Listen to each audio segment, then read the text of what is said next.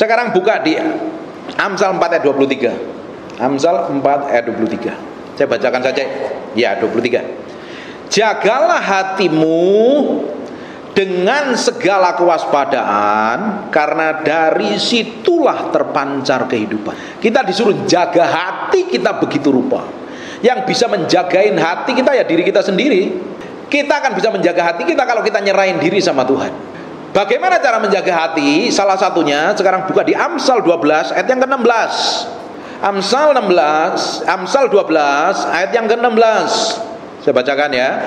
Bodohlah yang menyatakan sakit hatinya seketika itu juga, tetapi bijak yang mengabaikan cemooh. Jadi orang yang gampang ngikutin perkataan orang lain, gampang terima perkataan buruk orang lain dan dimasukkan di dalam hatinya, dan sakit hati, kata kitab Amsal adalah orang bodoh. Orang bodoh artinya bukan orang pintar. Bahasa saya kurang berhikmat. Bahasanya Alkitab adalah orang bodoh. Bahasanya orang Singapura kurang smart. Kurang smart. Sekarang yang jadi masalahnya begini, bukankah kita setiap hari bisa ketemu dengan orang, dan kita nggak bisa jaga mulut orang, kan kita nggak bisa ngatur mulut orang. Bebas mereka ngomong apa saja dalam atas kehidupan kita. Bebas dia gosip, bebas dia ngomong buruk, apalagi kalau orang itu nggak kenal Tuhan. Dia bisa berbicara apapun tentang kita. Saya seringkali dikatain oleh netizen, begini begitu, begini begitu. Nggak usah direken, diam saja. Kalau kita difitnah orang, kita belajar diam.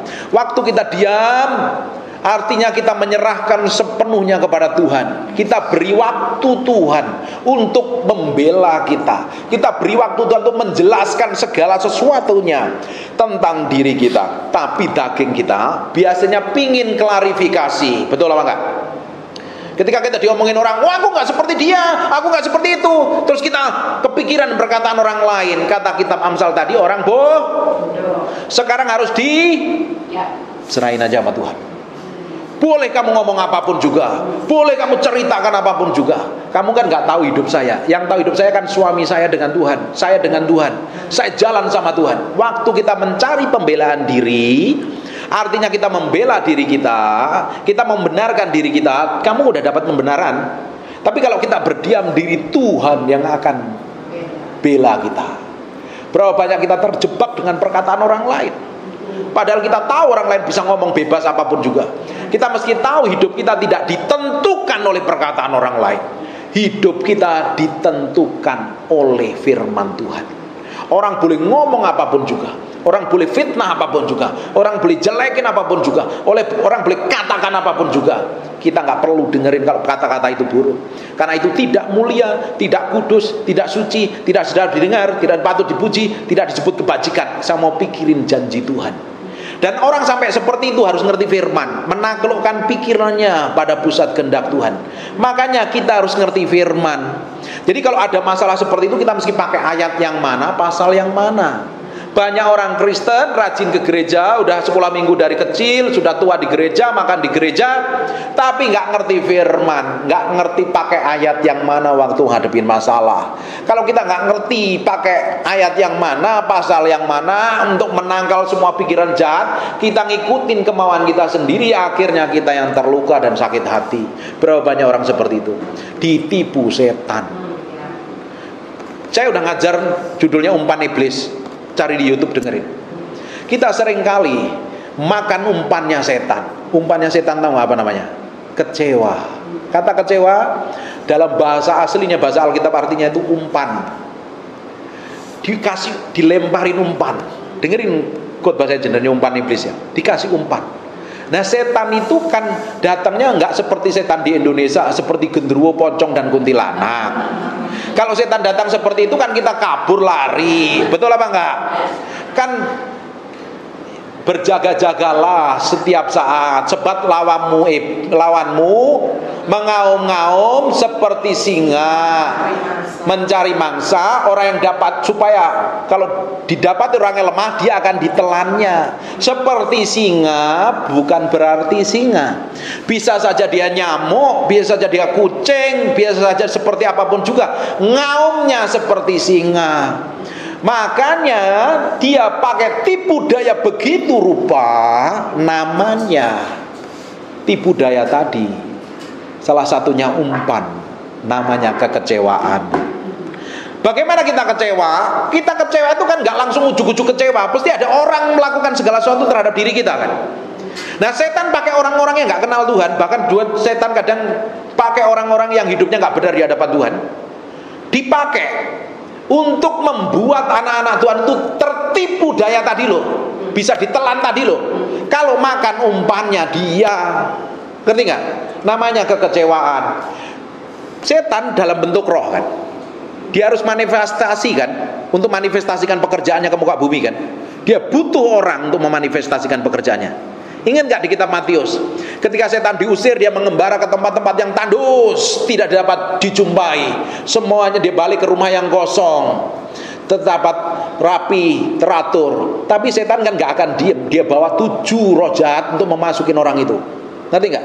Dari sini kita belajar bahwa setan butuh tubuh manusia untuk memanifestasikan pekerjaannya, untuk nyeret orang jatuh di dalam dosa. Jangan diimajinasikan setan hari ini dalam bentuk kuntilanak, pocong, jin, gendruwo dan lain sebagainya. Dia bisa menyamar, dia bisa merasuki melalui orang-orang bentuknya fisik. Dia bisa kasih umpan, namanya kekecewaan, ngomong yang nyakitin, ngelukai. Ya, kita kecewa itu gara-gara dengar perkataan orang lain kan, karena perlakuan orang lain kan. Karena kita pingin mendapatkan perlakuan yang seperti kita inginin, ternyata kita nggak dapat dari orang itu. Akhirnya kita kesel kan awalnya. Kesel, kita makan kesel, kita telen, kita kecewa, kita sakit hati, kita jengkel, akhirnya dendam, membenci, akhirnya membunuh kan dampaknya. Lihat tuh contoh-contoh, ngeliatin berita di televisi, kenapa orang bisa sampai membunuh? Karena dendam, karena sakit hati, betul nggak? Kenapa orang melakukan kejahatan? Karena sakit hati, ingin membalas. Kenapa? Awalnya luka, kecewa, dia makan umpannya setan. Kita sekarang meski lebih pintar, ini tahu, ini kalau saya kecewa, saya makan umpannya setan.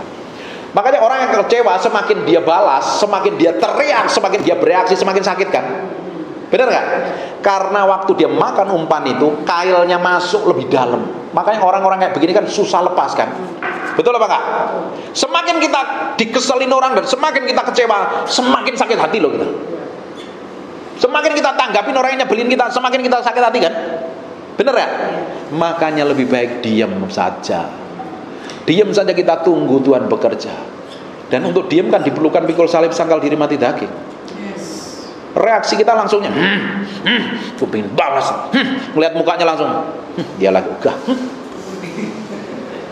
malas dia. Kita coba-coba ke toilet kalau ada mukanya dia, kita coba menghindar dan lain sebagainya. Sebenarnya kita kecewa. Kalau kita sudah sampai seperti itu, kita udah kemakan. Kita makan umpannya setan yang mengaum-ngaum tadi, tinggal ditelen aja, dihabisin. Semakin kita bereaksi, semakin sakit. Orang yang dikecewakan, sakit hati karena perkataan orang lain, itu semakin sakit loh bereaksinya. Bener apa enggak?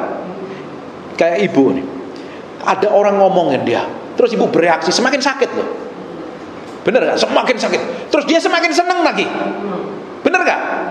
Dia ngomongin kita, terus kita reaksi, seneng dia, terus kita marah gitu. Dia bahagia banget. Kena tuh. Kitanya nggak bisa tidur, Bapak Ibu. Kalau orang kecewa dan sakit hati itu bisa di Singapura, terus ibu pergi ke Taiwan, nggak enak makan. Loh, kenapa kamu nggak enak makan? Kesel di mana? Di Singapura. Loh, yang bodoh siapa? Makanya bodohlah yang menyatakan sakit hati seketika itu juga. Tapi kata tadi bijaklah, ngapain? Tetapi bijak yang mengabaikan cemooh. Kalau kita ngerti ini, kita akan bisa menjaga hati kita. Dan dari hati kita ini terpancar kehidupan. Ngerti nggak? Tapi kalau kita nggak jaga hati kita, kan kita bereaksi salah. Kalau bereaksi salah, kan setan ketawa. Kena dia. Setan ketawa-ketawa. Terus kita pusing pikirin, kesel, jengkel. Padahal Tuhan, lu diem aja, gue yang kerja. Tapi maunya kita yang kerja, Tuhan yang nonton. Sekarang kita mesti berubah. Kalau ada apa-apa, kita tenang aja.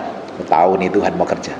Sekarang ada orang berlakukan buruk, kita ngomongin kita nggak perlu klarifikasi. Kan ada orang kayak si A ngomong sama si B ngomongin kita, ngomongnya jelekin, wah main-main, jelek. Kita nggak perlu datangin si B. B, aku nggak seperti yang diomongin A. Kita nggak perlu klarifikasi seperti itu. Tenang aja, serahin ke Tuhan. Tuhan akan bela kok. Beri waktu sama Tuhan. Tuhan akan muncul dalam kebenarannya. Waktu kita bereaksi seperti itu, Tuhan akan bela kita, Tuhan akan promosi kita. Untuk sampai ke sana perlu pikul salib, sangkal diri, mati daging. Diam itu tidak gampang. Apalagi orang perempuan yang cerewet, untuk diam itu berat. Bener nggak ibu-ibu? Sekarang harus tenang aja. Orang jelek ini, terserah. Lu mau ngomong apa bagus, ntar lagi aku dipromosi Tuhan. Sisi lain, dia hakim akan teriak. Nah kadang susah tidur, kok dia itu keterlaluan banget ya. Terus dipikirin. Terus sekarang ngapain kita mikirin orang yang nggak mikirin kita? Kira-kira yang pinter siapa? Setan nggak? Kita ini, saya itu pernah ngadepin masalah berat itu. Karena kita ninggalin utang gede kan waktu itu. Saya itu punya masalah berat gitu ya. Kan saya nggak mau mikirin masalah yang nggak tahu saya jalan keluarnya kan. Tapi kita kan sering mikirin masalah yang kita sendiri nggak tahu jalan keluarnya. Pernah nggak? Kayaknya nggak ada punya masalah di sini. Kadang kita mikirkan, apalagi perempuan, saya tahu perempuan, saya punya istri perempuan masalahnya. Dia mau mikirin itu gimana ya, aduh gimana jalan keluarnya gimana, jalan keluarnya gimana. Karena mikirin jalan keluar yang kita sendiri nggak tahu, pusing loh, stres loh. Sekarang saya ajarin istri saya. Terus dia tanya, kamu tuh punya masalah kayak nggak punya masalah? Ngapain kita mikirin masalah yang nggak kita jalan keluarnya? Kita cari makan, tidur nyalain AC, jendela ditutup biar tenang, kita tidur bareng bahagia, serahin ke Tuhan. Jangan mikirin masalah yang kita nggak tahu jalan keluarnya. Sampai rambutmu jadi merah semua, matamu jadi biru semua, masalah itu nggak selesai. Ngapain kita mikirin orang yang nggak mikirin kita? Kita sakit hati, lebih baik kita makan dan tidur. Kuasain hati kita, jaga hati kita supaya tetap terpancar kehidupan. Dulu kalau kita stres kan nggak mancar kehidupan. Bagaimana memancar kehidupan? Mukanya berubah semua, males, kenapa? Judek, kenapa? Pusing, stres, kenapa? Kan nggak terpancar kehidupan. Berapa banyak kita yang ketika bereaksi salah, yang terpancar dari diri kehidupan, tapi malah menyebalkan. Bener apa enggak? Sekarang orang boleh ngomong apa saja, ngadepin masalah kayak apapun, jangan pernah dipikirin perkataan orang. Yang perlu kita renungkan adalah janji Tuhan. Waktu kita pikirin janji Tuhan, kita akan lihat apa yang Tuhan janjikan dalam hidup kita, itu yang akan terjadi. Kalau ngelihat pasanganmu belum berubah kelakuannya, jangan dilihat kenyataannya, lihat janji Tuhan atas hidup dia. Memang suamiku nggak romantis, memang suamiku kayak begini, tapi menurut janji Tuhan dia akan jadi imam, raja, dan nabi buat keluargaku. Kira-kira stres nggak? Ya nggak stres toh. Lihat ada orang menjengkelkan, wah dia bisa nggak pikirin, saya tahu dia akan dijamah Tuhan melalui hidupku. Bahagia nggak hidup kita? Yang tahu nggak bahagia itu pilihan? Bahagia itu nggak dipengaruhi situasi, kondisi, dan keadaan. Bahagia itu pilihan kita, karena kita bisa menjaga hati kita dengan tepat di hadapannya. Reaksi kita tepat di hadapan Tuhan, kita menikmati hidup bahagia, kita nggak stres, kita nggak pusing, kita jadi berkat bagi banyak orang. Enjoy hidup kita bahagia, muka kita tetap awet muda kayak Oma itu. Mukanya awet muda. Bagaimana kalau masalah bukan masalah orang di luar? Ngapain kita pikirin, serahin aja ke Tuhan.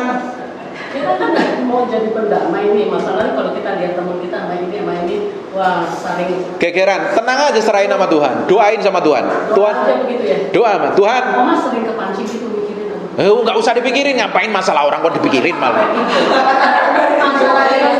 Masalah Oma sendiri, masalah orang lain, Mak. Jangan dipikir, saya itu tiap hari kan saya konseling orang bermasalah.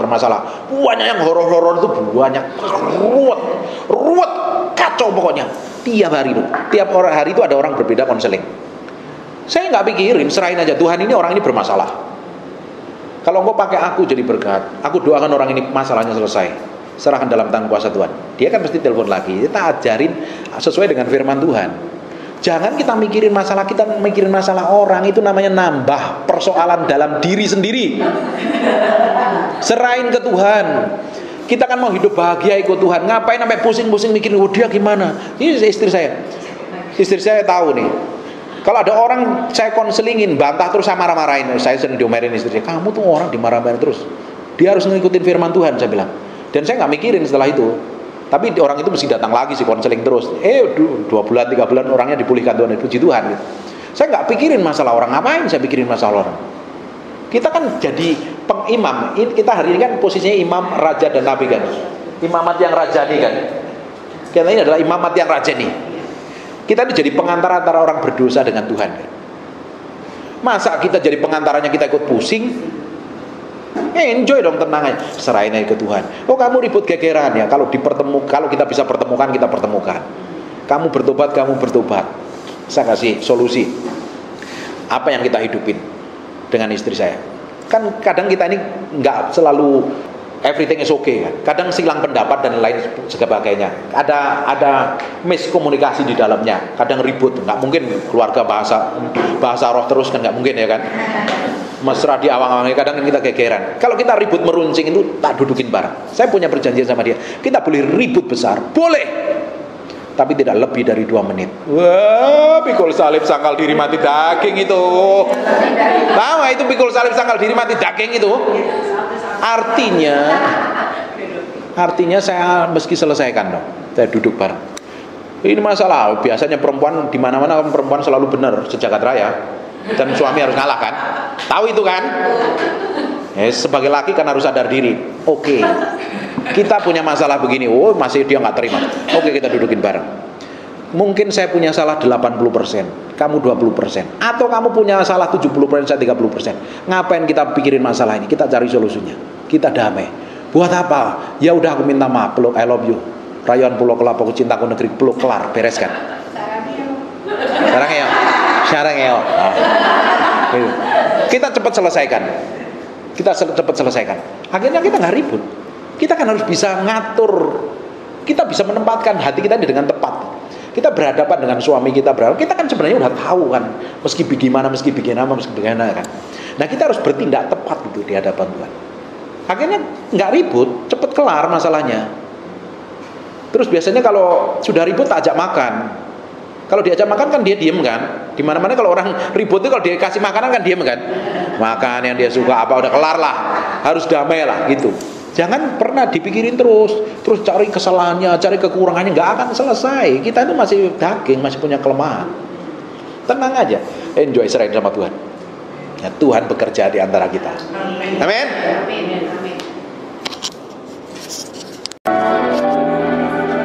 My hand in surrender to your name, Most High.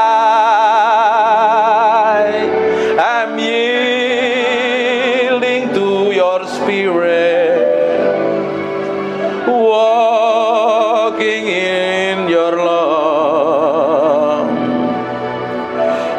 Jesus, I adore. Jesus, I adore. Jesus, I adore your holy name. Dipenuhi kemuliaan, dipenuhi kemuliaan. Sembah dengan nyanyian, dipenuhi pujian. Kami berikan yang kalem saja. Korban pujian, angkat tanganmu sembah Dia. Kau saja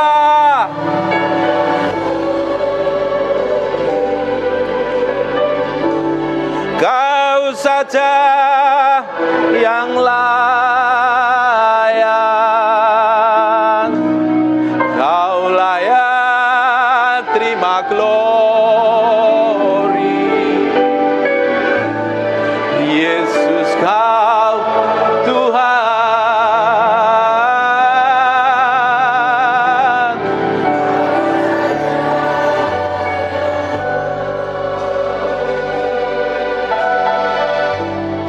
Kau saja yang layak,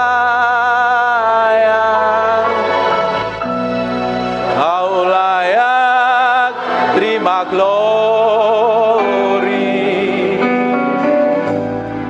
Hanya Kau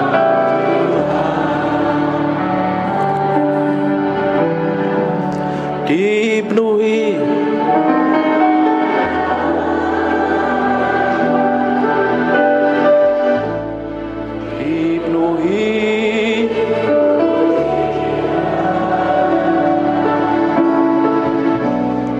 kami.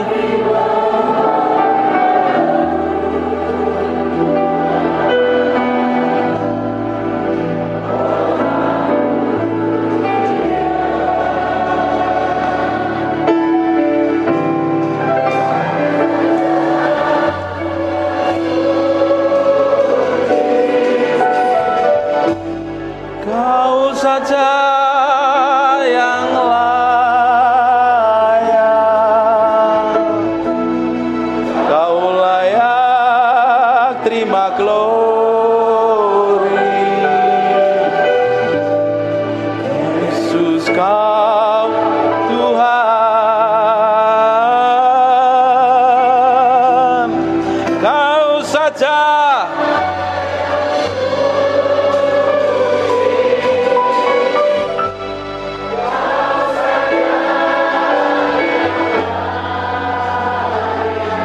haleluya, Kau layak terima glory. Hanya Kau Tuhan. Tetap fokus sama Tuhan, tetap main yang benar. Roh Kudus, aku minta urapan itu sedang mengalir dari ujung ke ujung. Aku berdoa urapan itu sedang turun dalam ruangan ini. Mengkene mende beke nomo sandero nomo topo kura laba tepe nemete. Imine mebe piene meke nomo to sandiri ini. Nikmati ada gelombang pengurapan itu sedang mengalir. Aku berdoa urapan itu sedang turun. Sekarang lebih kuat urapan itu. Pake nomo soko henaramante kono. Hinemente pepe pikiana rabahana maseko. Hipeko naralabatabak. Terus ada beberapa orang sedang dijamah Tuhan. Aku berdoa semakin kuat urapan itu turun. Now in Jesus name. Terus Roh Kudus, bagianmu sekarang. Bagianmu sekarang. Apakah nama sekonomo? Ikere bete pepe kiene mente beki nomo kosan dekonomo. Ine mente rebebe piana mabahana masya. Irala baka harabasha nama takara nama sekene mente bebeki. Terus semekona nama tabak. Terus kita akan nikmatin Tuhan. Kita nikmati hadiratnya.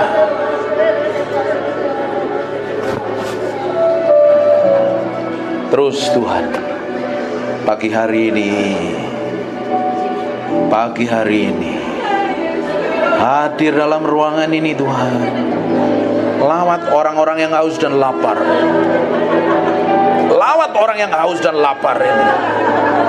Sementara aku berdoa, urapan itu bergerak dari ujung ke ujung. Sekarang terima pengurapan itu seperti gelombang mengalir. In Jesus name. In Jesus name. In Jesus name. Mekono mondo kosandere mete pepiana makare pekono. Ini mendere bete pepe kine mekiana rabata pasyana matataka. Ipe konondoro mondo posandene mete pepe piene mekia mara. Ini mi piere pepe shendo kono moto kara labata pakada.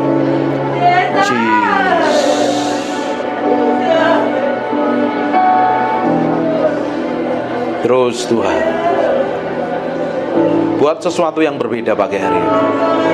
Kau lihat orang yang haus dan lapar ini Tuhan, mereka akan dilawat Tuhan. Mereka akan dilawat Tuhan. Mereka yang sudah kering, angkat tanganmu yang udah kering, lama gak ngalami Tuhan. Minta sama Tuhan, minta sama Roh Kudus pagi hari menjamah hidupmu. Aku lepaskan urapan ini turun di antara umatmu.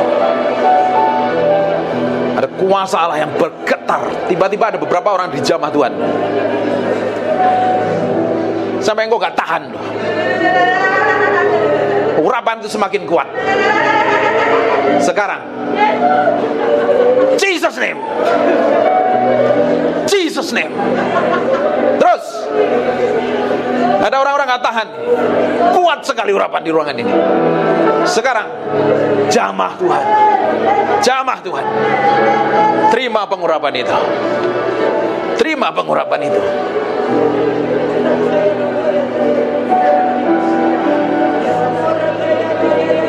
Terus yang sudah bisa nyembah, pakai sembah Tuhan. Izinkan Tuhan hadir menjamah hidupmu pagi hari ini. Buat hatimu haus dan lapar ingin kenal Tuhan lebih dari apapun juga. Engkau menguasai, bukan aku bukan siapa-siapa. Ini bagianmu menjamah umatmu. Lawat mereka dengan hadiratmu. Terus semakin kuat. Aku perintahkan setiap roh yang bukan dari Tuhan, kepahitan, sakit hati, kecewa, aku perintahkan kau pergi dan tinggalkan dalam ruangan ini. Aku berdoa urapan itu semakin kuat Tuhan. Hadiratmu turun dalam ruangan ini. In Jesus name. Jesus, we thank you, we praise you, we adore you. We thank you, we praise you, we adore you.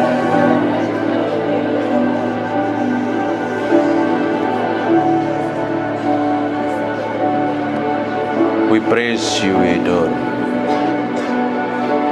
We thank you, we thank you.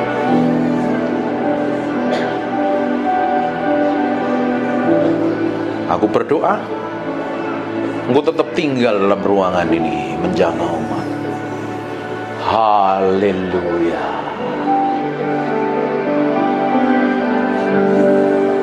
Haleluya.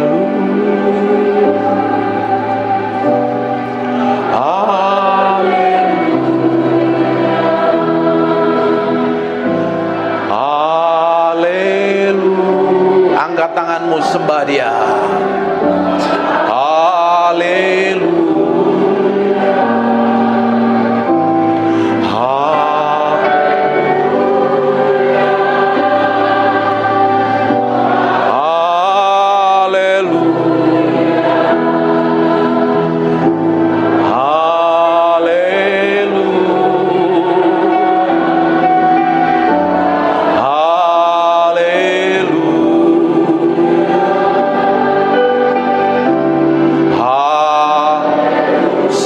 Lagu ini dinyanyikan, sementara umatmu menyembah, engkau ditinggikan, engkau dimuliakan dalam ruangan ini. Engkau saja yang layak disembah dan ditinggikan. Biar urapanmu mengalir dalam ruangan ini. Aku berdoa pengurapan Ibu sedang turun dalam ruangan ini.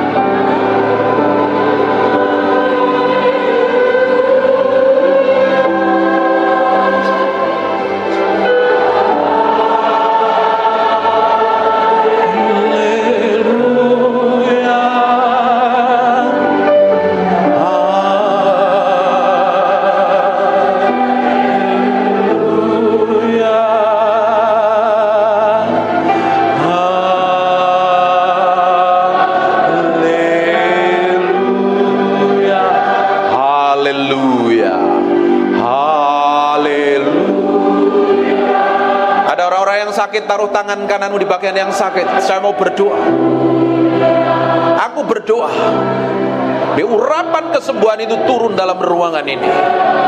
Dan aku perintahkan semua sakit, penyakit, dan kelemahan tubuh pergi, tinggalkan tubuh orang-orang yang sedang menyembah ini.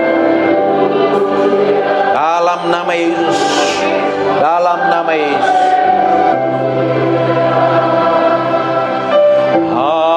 Haleluya, haleluya, haleluya,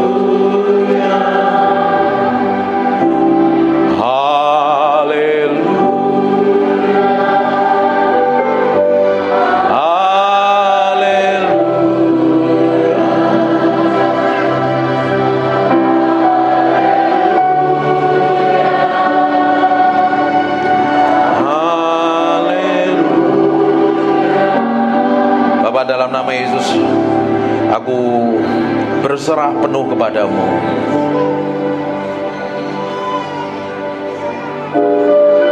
Tolong anak kecil bisa di ruangan lain. Hormatin Tuhan.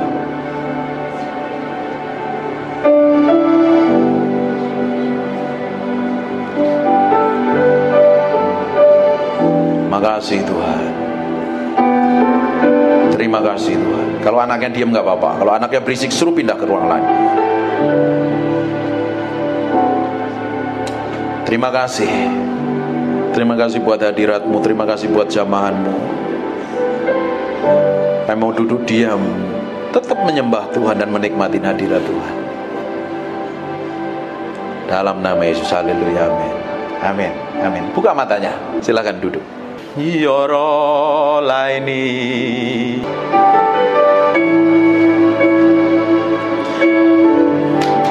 aini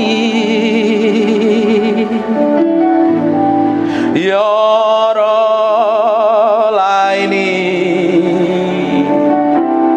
yoro laini Jesus yoro laini. Saya pengen nyembah. Jesus, I just want to thank you. Jesus, I just want to thank you. Jesus, I just want to thank you. Saya nyanyi lagu ini loh, ngerasain hadirat Tuhan loh. Jesus, I just want to thank you. Thank you for being so good. Enak tau nyembah Tuhan itu ya. Loh kok bengong semua? Kalau kita ketemu Tuhan, loh kamu jadi bengong loh. Makanya orang Kristen harus ngalami Tuhan dan ketemu Tuhan setiap hari. Kalau engkau ke gereja gak pernah ketemu Tuhan, please anak kecilnya bisa ditolong. Ada ruangan lain, ruangan baby, biar yang lain gak ganggu.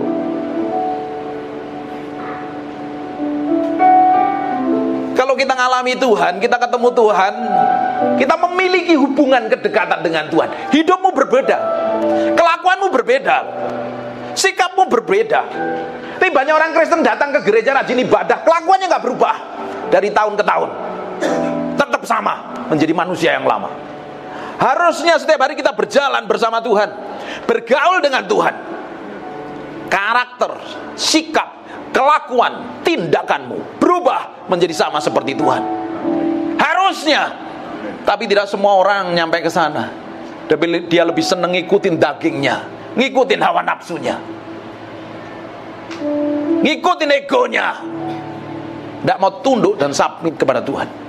Terus berharap dipakai Tuhan, berharap hidupnya ngalami kemuliaan Tuhan. Sampai matamu biru dan rambutmu merah, tidak akan pernah berubah.